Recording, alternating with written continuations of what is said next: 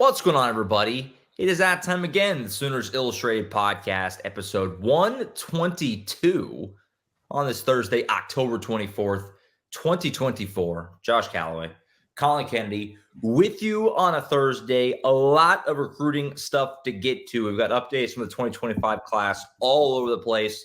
Of course, a lot of reaction coming out of the offensive coordinator change. The best guy to ask all about that right here, Collin Kennedy. So we're going to get into that. Of course, some updates on some other 2025 targets as well. Also get his thoughts on the Ole Miss game coming up this weekend as we get ready to head to Oxford. And then James C. Jackson will be on the end of the show for a little in-state recruiting talk as always. So a loaded recruiting show for you on a Thursday heading into who knows what's going to happen this weekend in Oxford. But first, CK, obviously – all the attention on the recruiting side of things right now, or at least the vast majority of it, is how's everything going after the big change this weekend? So obviously everyone knows by now, Oklahoma made the change. Offensive coordinator Seth Luttrell is out. We had our instant reaction show on Sunday night where we kind of broke that down, and Collin kind of broached the recruiting reaction at that time. Of course, it had just happened, so that was more theoretical.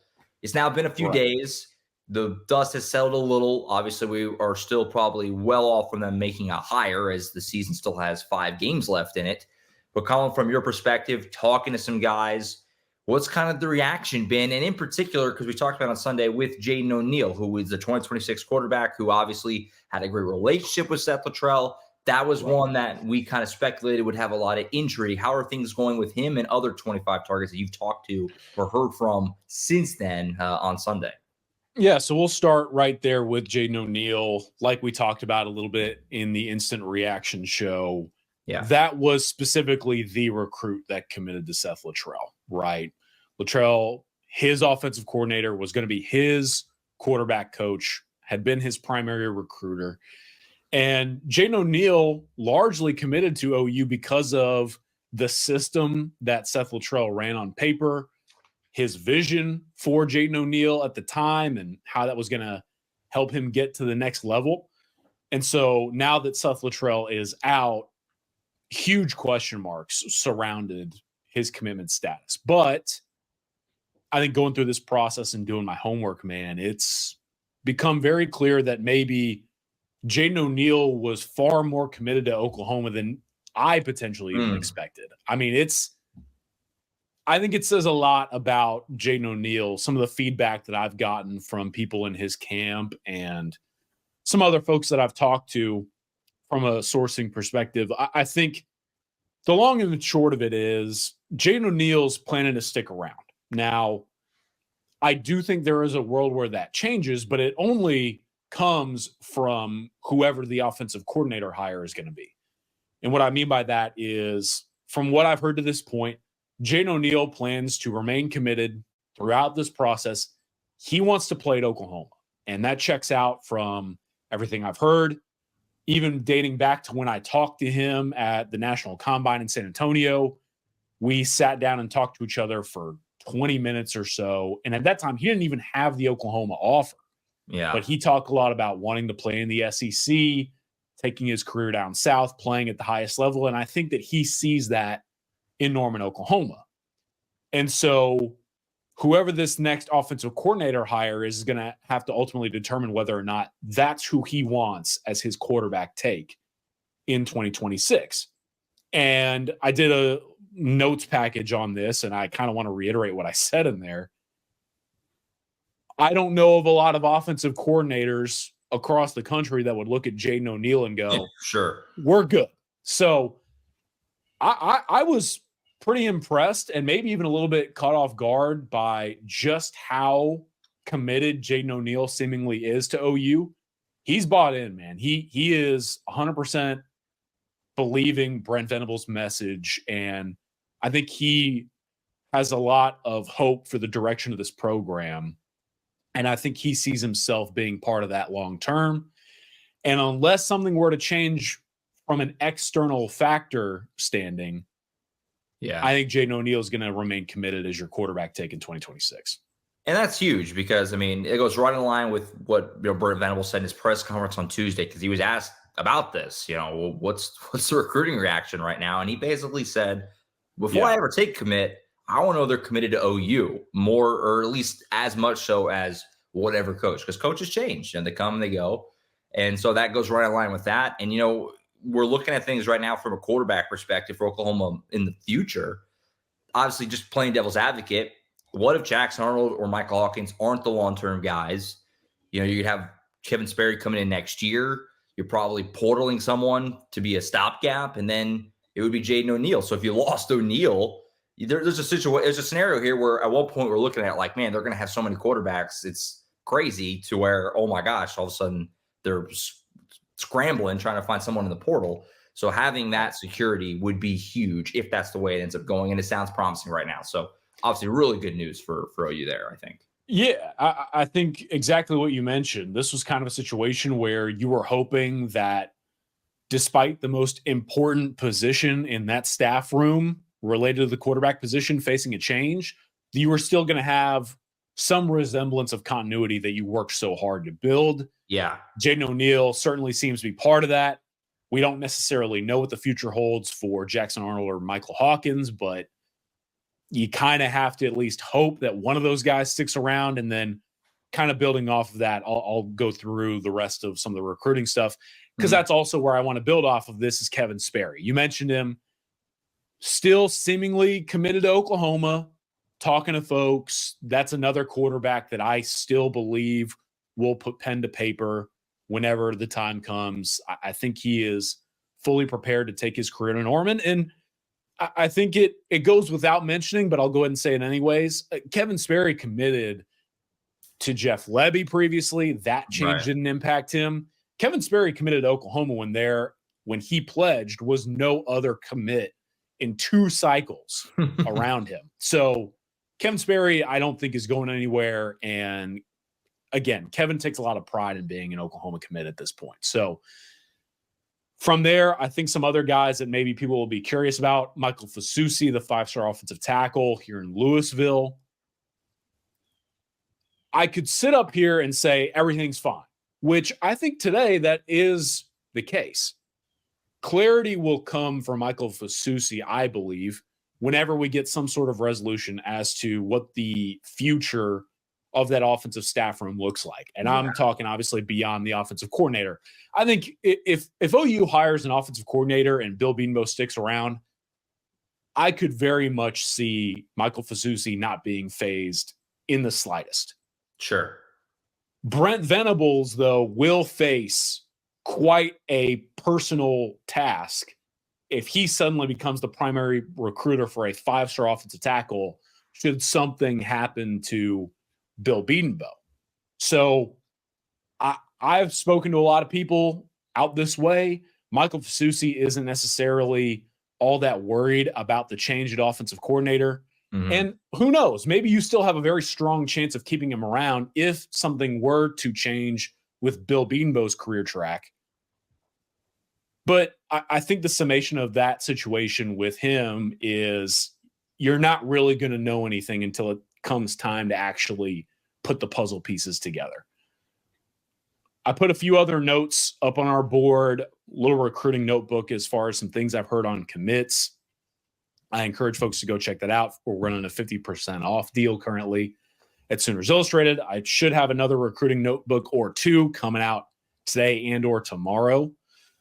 And so that's kind of the nature of the beast. I think outside of some of those headliner types, the overall feedback I'm getting is that a lot of these guys are going to remain committed until they have a reason not to be. I think that's the best way that I can put it. Now, the last thing I want to say, though, is while these guys are planning to remain committed, that doesn't mean other schools aren't actively preparing to pursue them. Sure. Which, from what I've heard to this point, and as I talked about in that notebook that I put together, there are other programs now picking up the phone and trying to get a hold of some of these OU pledges in 2025 and beyond. So that's part of where things get tricky. And then suddenly those voices get even louder whenever we get to the inevitable, which is trying to figure out what this offensive staff is going to look like come next year. No, 100%. I mean, like you said, that would be the biggest concern if I was, coming from an OU fan perspective of, these guys are staying committed. That's great. But like you said, other schools smell blood in the water here. I mean, it's an opportunity in a lot of ways. I mean, the OC is different now. No telling who they're going to hire. No telling what the staff's going to look like, position coach. Negative recruiting has got a lot of ammo right now with the way the offense is playing and all that unknown. So, yeah, that would probably be the worry. But good to hear on a couple of the biggest names, obviously, in the 25 and 26 there with O'Neal. And Collin's all over it. Again, like he said, 50% off right now, running a special for all the intel we've got, both on the recruiting side as well as our offensive coordinator hot board is up. Second version is on the way soon. It's fluid already. Feel like there's some names we could add and drop off. So we're all over it, and we're going to continue to be over the last month and a half here until they're able to make a hire this thing when the season ends. As far as some other 2025 updates, had a few other ones we wanted to hit. Let's start with Austin Peay, who we talked about last week, was coming into town for the South Carolina game, 2025, three-star offensive lineman, offensive tackle from Utah. How did it go? I mean, he was in town. He was, one of the kind of last remaining like big 25 targets that Oklahoma was trying to, reel in. They got to be into town for an official visit on Saturday, like we said. What was kind of the latest there, and what kind of progress does it feel like Oklahoma maybe made in trying to bring Peay in to that 2025 offensive line group, which is really strong already? Yeah, I think the visit went really well. I could hit everybody with just the boilerplate visit talk stuff, but I'm not going to do that. Sure. I encourage folks that are curious. Austin Peay did an interview with our Blair Angulo at 24/7 Sports. That interview is up at SoonersIllustrated.com as well, which, again, you can see all of this content for half off.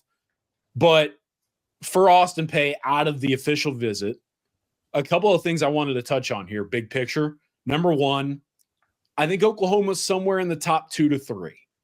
I think it's BYU, OU, and Oregon. Now, where OU specifically fits, I think they're either second or third, because I still feel like BYU can be considered the leader to this point. Sure. He has 2 brothers in that offensive line room. He obviously has a number of family connections to BYU.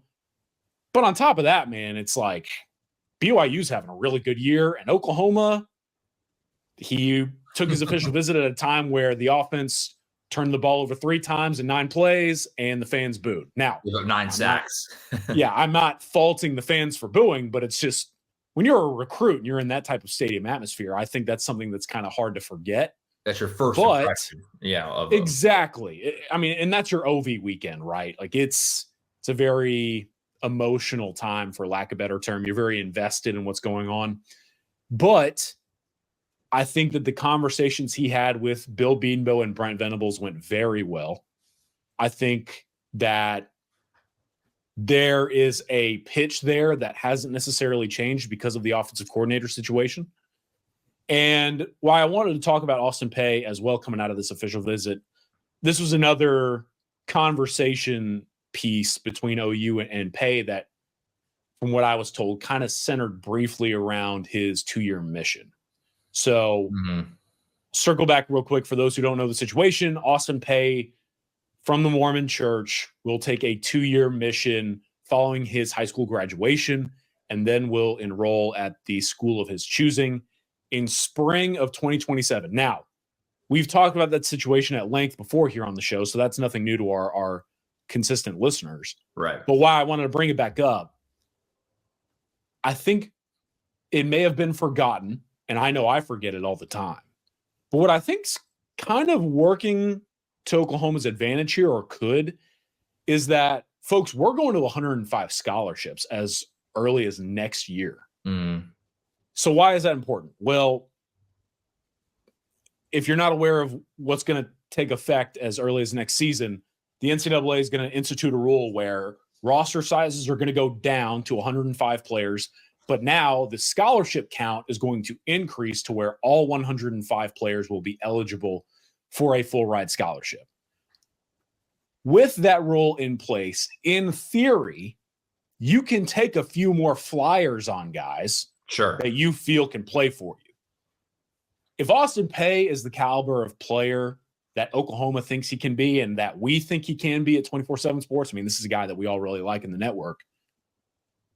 you could absolutely do something that I don't think we've ever seen at Oklahoma before, and taking a player who's going on a 2-year mission, because by the time he enrolls, you're going to be at 105 scholarships. It's easier to do that math when you have way more scholarship opportunities available to you, rather than as things stand today where you're at the current 85. And so I think with the conversations that have been ongoing between Pay and his camp and then Oklahoma, the official visit, and went well. OU is a contender here.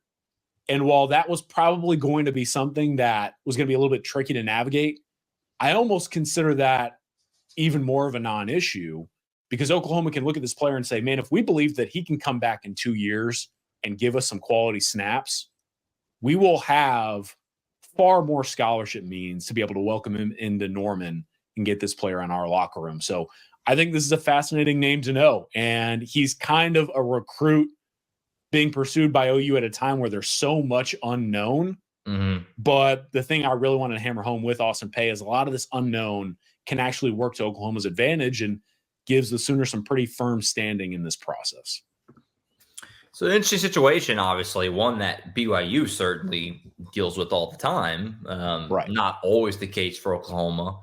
And it'll be interesting to see how that shook out if he does end up signing on and then you have to wait a couple years. But then it could work in your favor if in 2 years from now, I mean, it's not like he's going to be playing football, but obviously he'll be working and continuing to, right, put on more weight, all that kind of stuff. And then you get him in 2 years from now, still with his full career in front of him, could work out great. I don't know. We'll see. Like I said, not something OU deals with all the time. BYU, yes, for obvious reasons. As far as other 2025 things, I know you had a few other kind of quick hitter things. So I'll turn it over to you here to just kind of wrap up a few other things. Obviously, we're getting ready to shift in November. Halloween's a week from today. So this 25 class starting to wind down. There's been a little more action here that I think we maybe would have thought.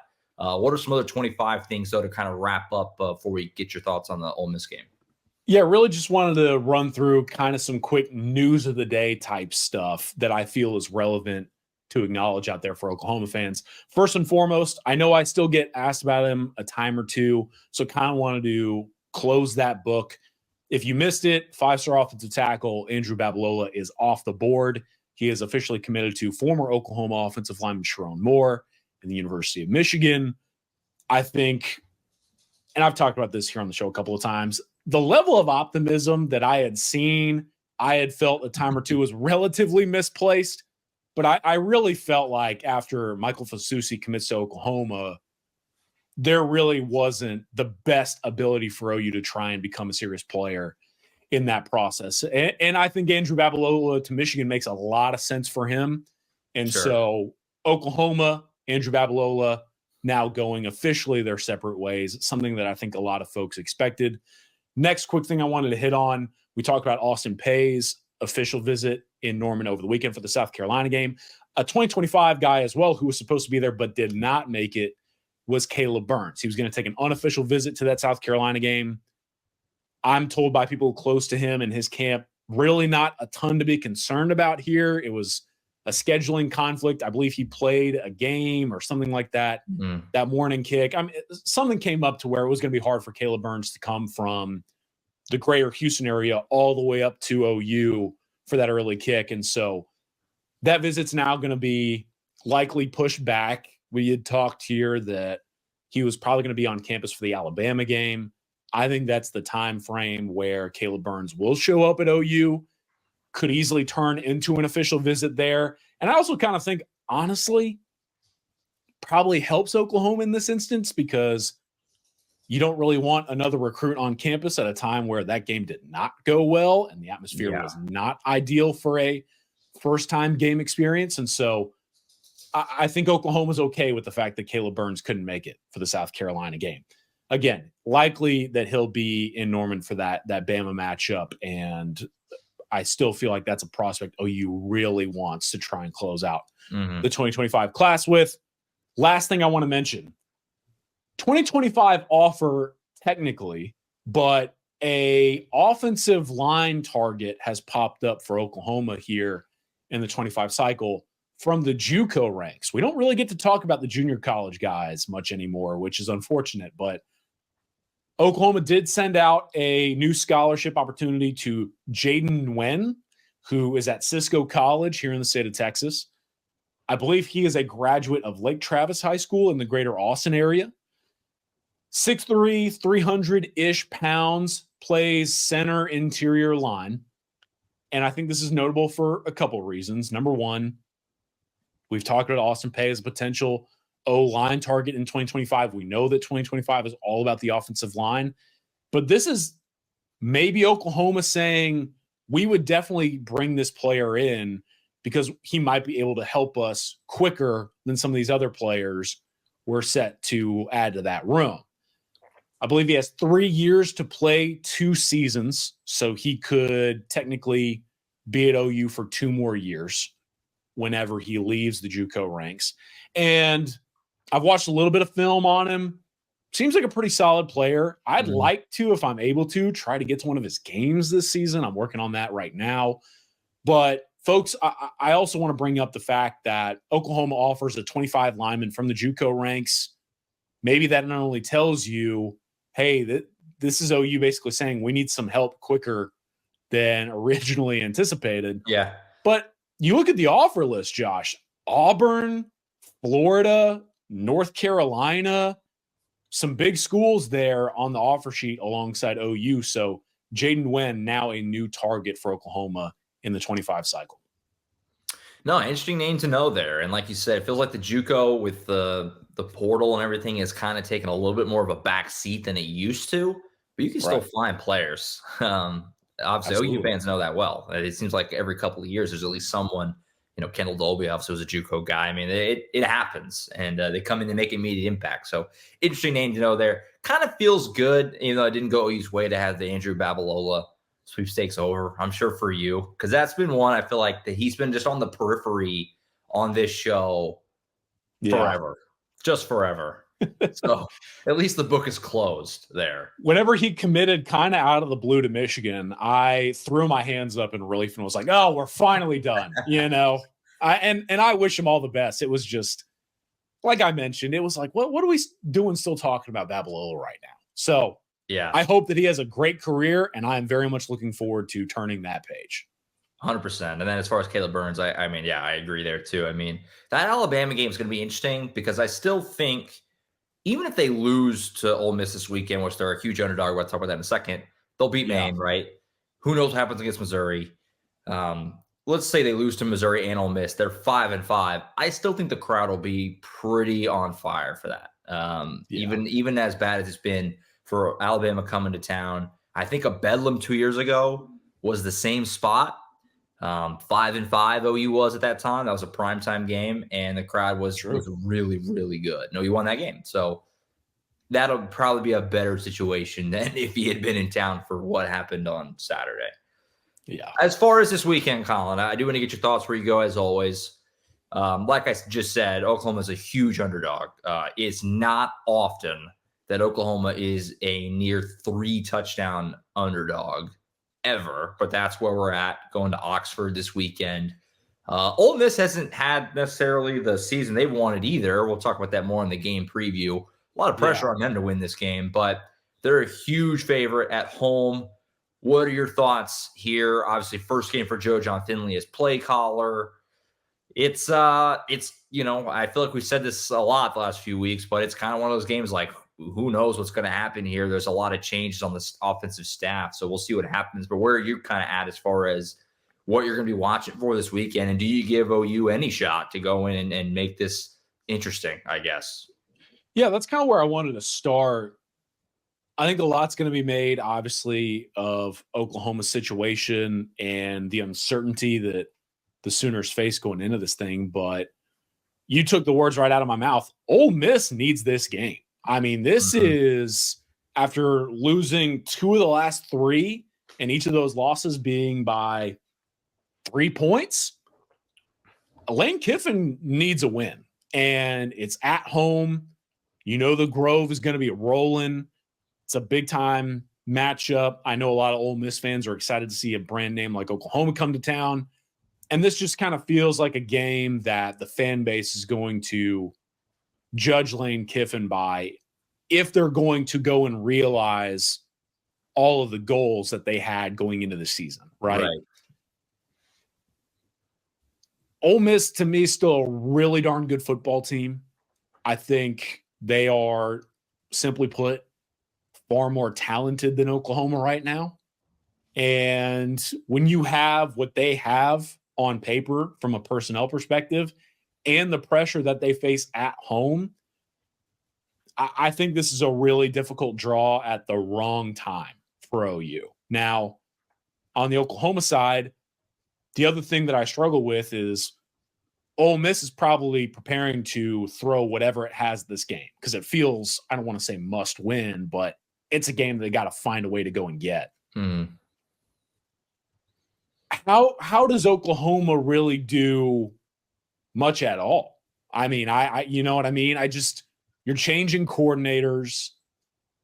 You're in theory trying to go back to some things that Joe John Finley is more familiar with. But at the same time, you can't overhaul the playbook. And you're still facing a lot of unknowns within your own depth chart, right? I don't think Deion Burks is going to play this game from what I've heard to this point. Is Jake Taylor playing? You know, who's on the offensive line this week is where I'm at. And Ole Miss's defensive line is one of the best in the country. So Oklahoma just is drawing a really darn good football team with its back against the wall at an inopportune moment in the season. And so to the last part of your question, Josh, I'll give Oklahoma a chance to win. But man, that chance feels real slim right now, doesn't it? And that 20-point underdog setting is pretty reflective of that. I think this is going to be pretty hard for OU to pull off out there on the road. What's the score? What's the score prediction? Could go, I mean, yeah, the spread feels big, but at the same time, when Oklahoma can't score points, it's like, yeah, I mean, they did just lose to 26 South Carolina a few days ago. So I guess where are you kind of at as far as how you think this thing might actually wind up when it's all said and done? Yeah, so I was looking at it, and surprisingly, it's hard for Oklahoma to score points, but Ole Miss hasn't exactly lit it up since non-con play either. I mean, 20-17 loss to Kentucky, 27 points put on South Carolina, and then obviously they're fresh off of that LSU loss in overtime where they put up 26.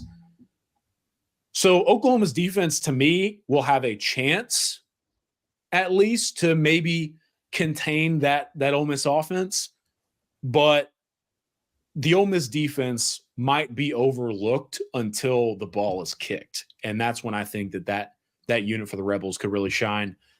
Give me Ole Miss winning 24-13. I think, like I mentioned, Lane Kiffin knows the significance of this matchup, what a win here would mean for him and his team, and what it could lead to as far as the postseason. And with all the change that Oklahoma is facing, all of the unknown for the Sooners right now, it's really hard to go on the road in the SEC against a team that has talent and pressure and go find a way to win. So I'll go Ole Miss 24-13 is a score. Definitely fair. And we'll have our picks and our full kind of breakdown of this game tomorrow morning, 10 a.m. Friday game preview with Tom Green and James E. Jackson and myself. So keep an eye out for that in the podcast feed and, of course, on the YouTube channel as well. CK, appreciate you as always. We'll catch up with you next Thursday. We kind of were speculating a little bit before we start recording. Probably start getting a little bit of some OC candidates as that becomes a little more of a clear picture. We might get into that a little next week. It is main week next week, so a little more opportunity for that possibly. So keep an eye out for that next Thursday, and we'll get into some other Creed stuff as always as well. But we'll catch up with you then, my guy. Yeah, man. 50% off sale ends Friday night, folks. So if you'd like to join us, I believe Tom and I are going to try to do another update to the OC Hot Board with Josh's input as well. Hopefully Friday morning, maybe Friday mid-afternoon, so that folks who want to join in on the sale can check that out. I'll have a few more recruiting notebooks coming up as well with all this fallout from the OC change and what else could take place because of that. And the bottom line, folks, is going to be a really interesting time in Norman, Oklahoma. So hope you hop aboard, and we're preparing ourselves for whatever may take place. It's a good time to join along, to say the least. All right, I think that's it for this portion. Let's get James D. Jackson here to wrap up the show. A little in-state recruiting talk right now. All right, we now welcome in James D. Jackson onto the Thursday program. Does a little in-state recruiting talk with us on Thursdays. James, we talked about him a lot of times, but we never got the chance to see him in person because he plays his high school football way out in Chakotah. Yep. Elijah Thomas, you finally, got to see him play in person last week. He was up there in Tulsa, right? Give us a little bit of a rundown, man. How did he look? Your first impressions, getting to see him in person, how the game went, kind of catch us up a little bit on how everything went. Finally getting to see the, obviously, 2025 OU wide receiver commit in person for the first time. Mm-hmm. Man, it was incredible, Josh. Like we've been watching this film and going back and forth on him, and finally getting to see him in person. Like you can see why his tape is that exciting, because that guy he's just a man amongst boys. I mean, we've said it plenty of times out there. He is all around the best athlete on the field every time he steps on the field. Like he started slow in the first half. I'll say that. Like, so he had one catch and one run in the first half.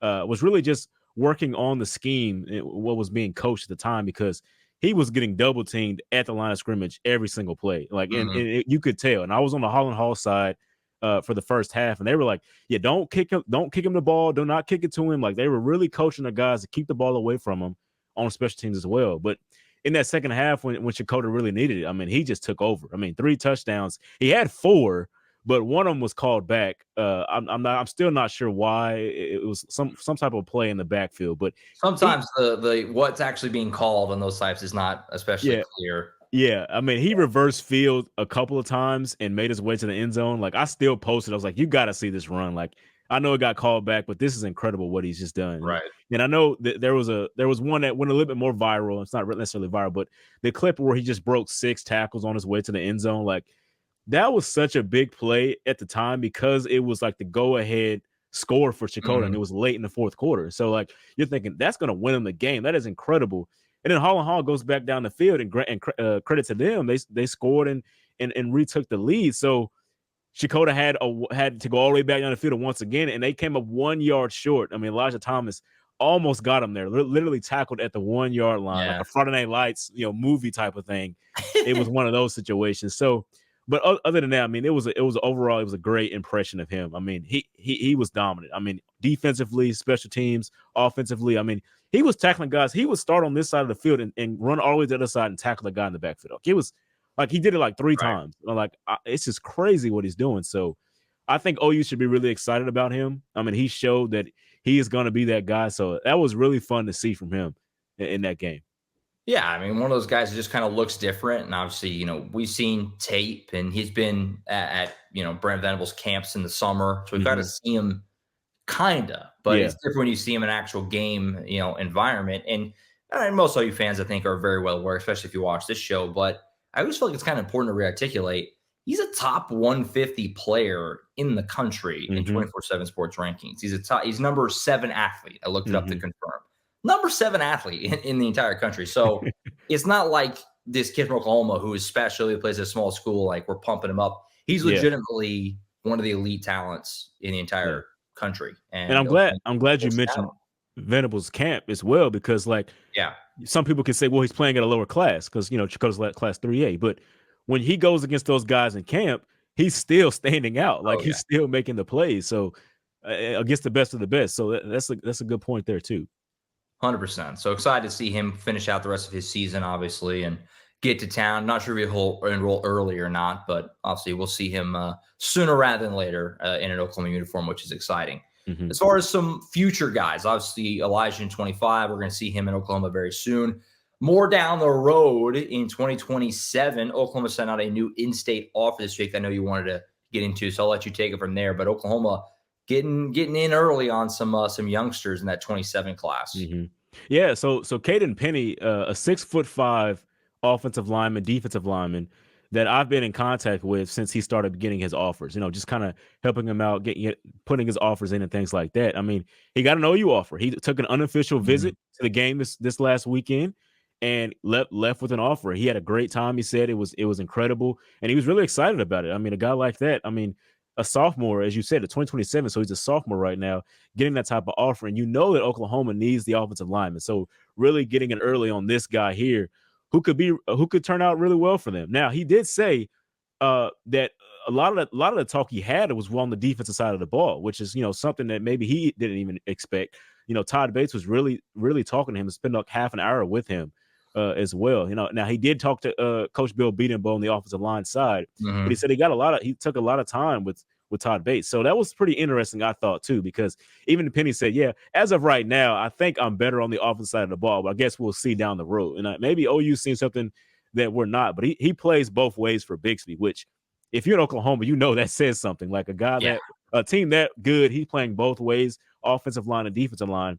He's going to be someone to look after. Now, as long as, he also has like the fundamentals of learning in a Bixby program, but he also has really, really good cousins who played professional football and things like that. His one of his cousins is Chris Harris Jr., who's the Denver Broncos, played for 12 years, won a Super Bowl, All-Pro, that type of guy. And he also had 5 other cousins that played Division I football. So, like, this guy has every tool that he needs.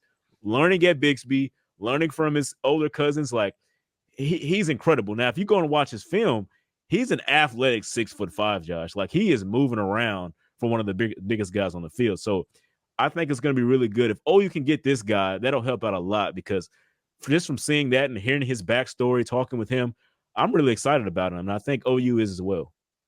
Yeah, fascinating player, to hear that he plays both sides. Because, I mean, that's something you see. It's very common in, 4A and below, maybe in some places in 5A. But, yeah, for 6'1", Bixby, who's one of the machine programs in the state, to have a guy that they like enough to play on both sides like that, and to have the endurance for him to handle that at the top end. You're playing the Owasos and the Jinxes and things like that to be able to do that, to handle that kind of workload is impressive in its own right. And then you add on the fact that OU is considering him at both.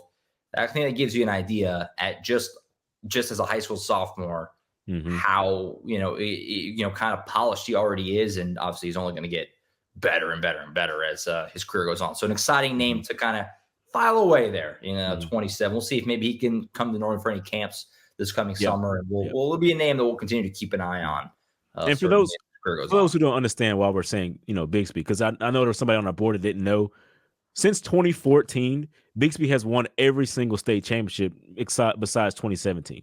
Like, literally, it's like over a decade they've won like all the state championships through Class 6A2 and Class 6A1.